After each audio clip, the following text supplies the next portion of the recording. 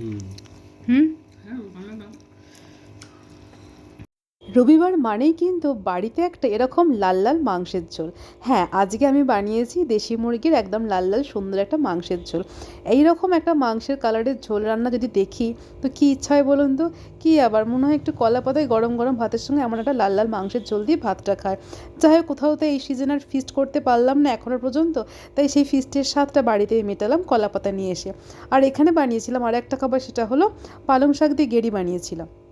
এখানে আমার বাপি খেতে বসে গেছে, মা বাপিকে খেতে দিচ্ছে। আজকের মেন যদি বলো মানে উদ্দেশ্যটা নিয়েছে বাপি, কিন্তু বাপি যখন এসে দেখলো আমার রান্নাবান্না সব হয়ে গেছে আর এরকম ঠিক একটা মাংসর কালার আমি এনেছি বা এরকম মাংসটা বানিয়েছি, দেখেই আমাকে বললো কি গো, কলা পাতায় কেটে আনবো না কি? আমি বললাম হ্যাঁ, তাহলে আর মন্দ হয় না।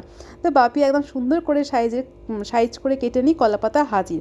তো বাপি যেহেতু আজকে মাকে আমি বললাম যেহেতু কলা পাতায় ভাত খাবো তাহলে অবশ্যই কিন্তু সবাই আমরা নিচে বসে খাবো, কিন্তু বাপি যেহেতু একটু নিচে বসতে সমস্যা, যাই হোক নিচে আর বসবে না, তাই বাপিকে জেঠুকে মা ওপরে টেবিল চেয়ারেই খেতে দিয়েছে।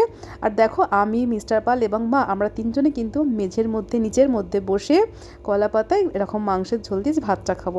কি ভালো লাগে বলুন তো, কার কার এমন ভালো লাগে কলা পাতায় মাংসের ঝোল ভাত খেতে? অবশ্যই কিন্তু কমেন্ট করতে কেউ যেন ভুলো না। আজকে যে পালং গেড়ি বানিয়েছি আর মাংসের ঝোল, এই হলো আজকের মেনু। কারণ মাংসের সঙ্গে না অনেক বেশি আইটেম আমার খুব একটা পছন্দ নয়। যাই হোক, আজকে এইটুকুই রান্নাবান্না হয়েছে, চলো আমরা কিন্তু খেতে বসে পড়েছি। মোটামুটি শাক দিয়ে প্রথম পার্টের ভাত খাওয়া হয়ে গেছে, এবার মাংস দিয়ে খেয়ে নেওয়ার পালা।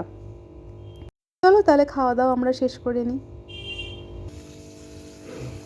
কলা পাতে ভাত খাওয়া কমপ্লিট, এবং শুধু মাংসগুলো খাবো। মা আর আমার বাকি আছে, সবার হয়ে গেছে, উঠে গেছে।